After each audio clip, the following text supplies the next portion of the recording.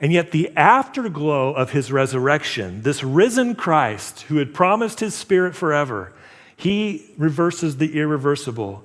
He only appeared several times, a few times in those 40 days. But in those 40 days, he taught them about the kingdom of heaven, and he gave them these promises.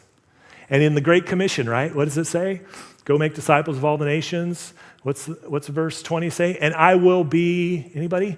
I will be with you always to the very end of the age. That promise is not just for the 11 disciples and for the 120 or however many that were there hearing him give this great commission, because they themselves did not live to the end of the age. The age hasn't ended yet. We're a part of it now. His promise is for those who would become disciples through his disciples as we carry on this mission. He will be with us to the very end of the age. Jesus has said, I will never leave you. I will never forsake you.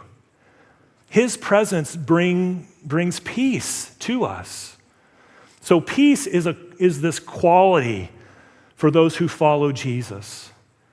I was thinking of the 23rd Psalm, the Lord is my shepherd, I shall not be in want. Verse 4 says, even though I walk through the valley of the shadow of death, I will fear no evil.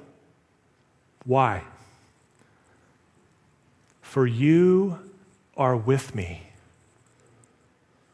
The presence of Jesus in our lives, his Spirit living among us now, leading us from day to day, his promises to never leave us, all the things that we're uncertain about, all the things that strike fear in our hearts, he knows.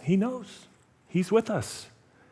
And he gives us his very great and precious promises. He'll never leave us or forsake us.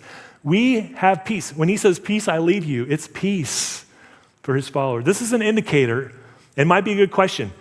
Are you following Jesus? You might be wondering, am I even a Christian? Am I even following Jesus? Think for a moment, reflect on your life. How's your peace quotient? Are you someone who, because of the presence of God in your life, you actually are pretty filled with peace? Doesn't mean there's not uncertainty. Doesn't mean there's not hardship and all those things are still true. The rain falls on the just and the unjust, right? The storms of life come for everybody. The question is, in the midst of those storms, are you at peace? And when new storms come and they rattle your life, they rattle your cage, how quickly can you return to a place of peace? You might have an hour or a day or a week where you are just out of your mind, fearful, right? But eventually, because God is with you, you come back to, I don't need to fear because he is with me. His rod and his staff, they comfort me. He prepares a table before me in the presence of my enemies. My cup overflows. Surely goodness and mercy will follow me all the days of my life, and I will dwell in the house of the Lord forever. You read through, you meditate on Psalm 23, that didn't change any of your circumstances except one. You are at peace. God is with you. How's your peace quotient?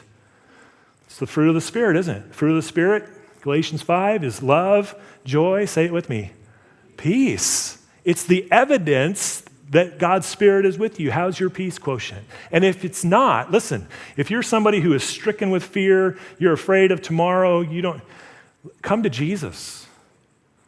Because these great and precious promises of his very presence are available to you too. He wants you to have peace in the deepest parts of your soul. Come to Jesus.